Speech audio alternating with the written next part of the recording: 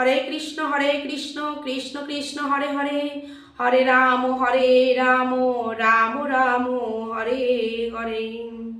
নমস্কার, আমার সকল সনাতনী ভক্তবৃন্দদের জানাই শ্রী রাধিকা চ্যানেলের পক্ষ থেকে শর্তিলা একাদশী উপলক্ষে আরও একটি নতুনত্ব ভিডিওতে স্বাগতম। ভক্তবৃন্দ, আজকের এই ভিডিওর মধ্য দিয়ে আমরা জেনে নেব যে শর্তিলা একাদশীর ব্রত মাহাত্ম্য কথা এবং সারা বিশ্বের পালনের সময়সূচি, এবং স্ক্রিনে দেওয়া থাকবে শর্তিলা একাদশীর ব্রত মাহাত্ম্য কথা ভিডিও, অবশ্যই আপনারা দেখে নিতে পারেন। এছাড়াও বলি, এর পূর্ববর্তী ভিডিওতে আমি আপনাদের কাছে প্রদান করেছি শর্তিলা একাদশী কিভাবে পালন করবেন, ব্রত কখন শুরু হচ্ছে কখন সমাপ্ত হচ্ছে, বা ভগবান বিষ্ণুকে কিভাবে এই দিন পূজা অর্চনা করবেন, বা তিল সহযোগে যে 6টি কাজ অবশ্যই এই দিন করতে হয়, সেই কাজগুলি কি কি। এখন আমরা জানব শর্তিলা একাদশীর ব্রত মাহাত্ম্য কথা। মাঘ মাসের কৃষ্ণপক্ষের শর্তিলা একাদশীর মাহাত্ম্য ভবিষ্যোত্তর পুরাণে বর্ণিত আছে। যুধিষ্ঠির মহারাজ বললেন, হে জগন্নাথ, মাঘ মাসের কৃষ্ণপক্ষের একাদশী তিথির নামই বা কি, বিধি বা কি, এবং তার কি ফল, সবিস্তারে বর্ণনা করুন। তদুত্তরে ভগবান বললেন, হে রাজন, এই শর্তিলা একাদশী জগতে শর্তিলা নামে বিদিত। শর্তিলা একাদশীর ব্রত মাহাত্ম্য এক সময় দালভ্য ঋষি মুনিশ্রেষ্ঠ পুলস্তকে জিজ্ঞাসা করেন। মর্তলোকে মানুষেরা ব্রহ্ম হত্যা, গো হত্যা, অন্যের সম্পদ হরণ আদি পাপকর্ম দ্বারা নরকে গমন করে। যাতে তারা নরকগতি থেকে রক্ষা পায় তা যথাযথভাবে আমাকে উপদেশ করুন। অনায়াসে সাধন করা যায় এমন কোন কাজের মাধ্যমে যদি তাদের এই পাপ থেকে উদ্ধারের কোনো উপায় থাকে তবে তা বলুন। ঋষি পুলস্ত বললেন, হে মহাভাগ, তুমি একটি গোপনীয় উত্তম বিষয়ের প্রশ্ন করেছ। মাঘ মাসে শুচি জিতেন্দ্রীয় কাম ক্রোধ আদি শূন্য হয়ে স্নানের পর সর্বদেবেশ্বর শ্রীকৃষ্ণের পূজা করবে। আদি শূন্য হয়ে স্নানের পর সর্বদেবেশ্বর শ্রীকৃষ্ণের পূজা করে পূজাতে যদি কোনো বিঘ্ন ঘটলে কৃষ্ণ নাম স্মরণ করবে। রাত্রিতে অর্চনান্তে হোম করবে। তারপর চন্দন, অগুরু, কর্পূর ও শর্করা প্রভৃতি দ্বারা নৈবেদ্য প্রস্তুত করে ভগবানকে নিবেদন করবে। কুষ্মাণ্ড, নারকেল অথবা 100 গুবাক দিয়ে অর্ঘ্য প্রদান করবে। কৃষ্ণ কৃষ্ণ কৃপালুস্তম গতি নাম গতির ভব ইত্যাদি মন্ত্রে শ্রীকৃষ্ণের পূজা করতে হয়। কৃষ্ণ আমার প্রতি প্রীত হন বলে যথাশক্তি ব্রাহ্মণকে জলপূর্ণ কলস, ছত্র, বস্ত্র, পাদুকা, গাভী ও তিল দান করবে। স্নান কার্যাদি কার্যে কালো তিল অত্যন্ত শুভ। হে দ্বিজোত্তম, এই প্রদত্ত তিল থেকে পুনরায় যে তিল উৎপন্ন হয় তত বছর দানকারী স্বর্গলোকে বাস করে।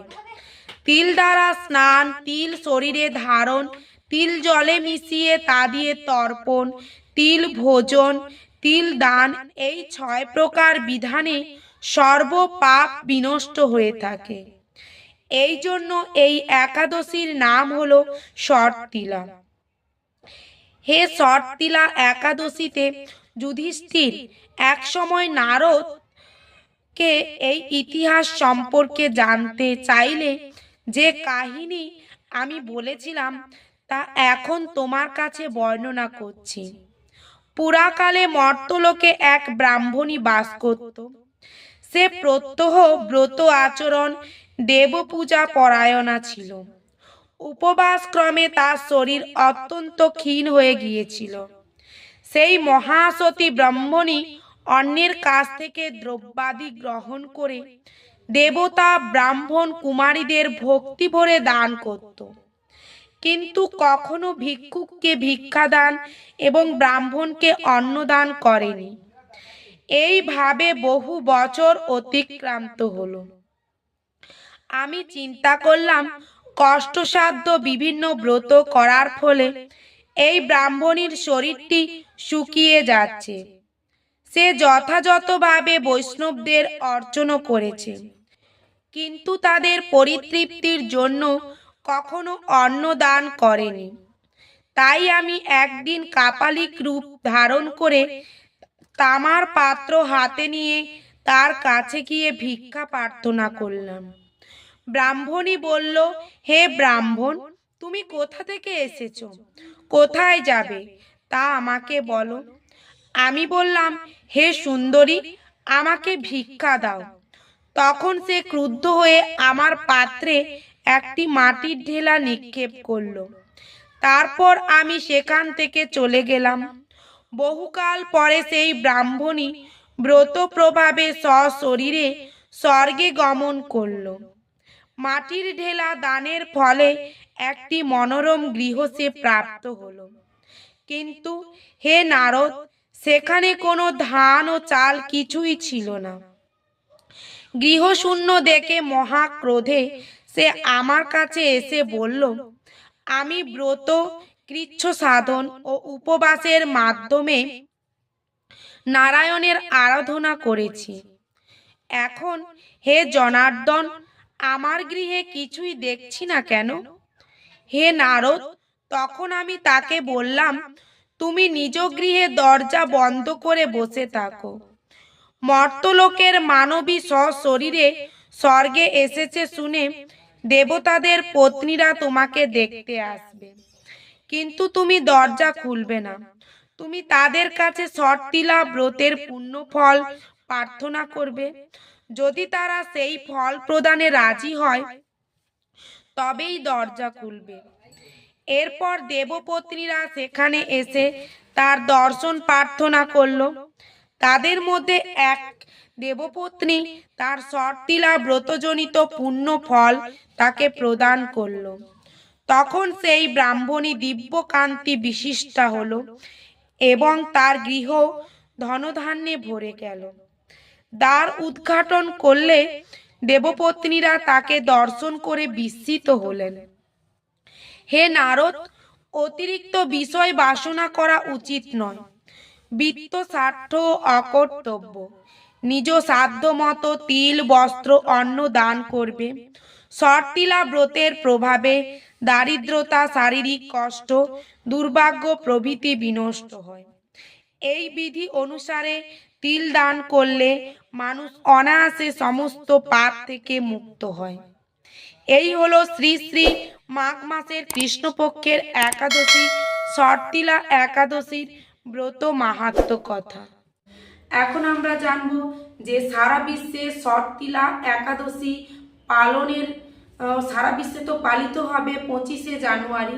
তাই পালনের সময়সূচি অর্থাৎ পরের দিন কোথায় কখন সারা বিশ্বে পালন হবে। বাংলাদেশে পালন হবে 26শে জানুয়ারি 6টা 49 থেকে 10টা 14 সকালে। পশ্চিমবঙ্গ 6টা 25 AM থেকে 9টা 58 AM। দিল্লি 7টা 12 AM থেকে 10টা 46 AM। মুম্বাই 7টা 14 AM থেকে 10টা 58 AM। আসাম পালন হবে 6টা 9 AM থেকে 9টা 47 AM। ত্রিপুরা 6টা 7 AM থেকে 9টা 47 AM। সিঙ্গাপুর 7টা 15 AM থেকে 11টা 16 AM। মালয়েশিয়া 7টা 26 AM থেকে 11টা 26 AM।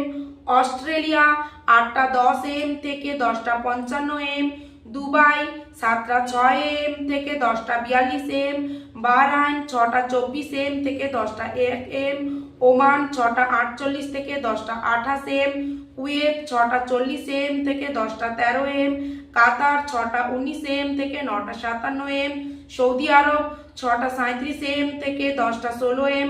লন্ডন 7টা 47 AM থেকে 10টা 44 AM। ইটালি 7টা 27 AM থেকে 10টা 44 AM। স্পেন 8টা 29 AM থেকে 10টা 48 AM।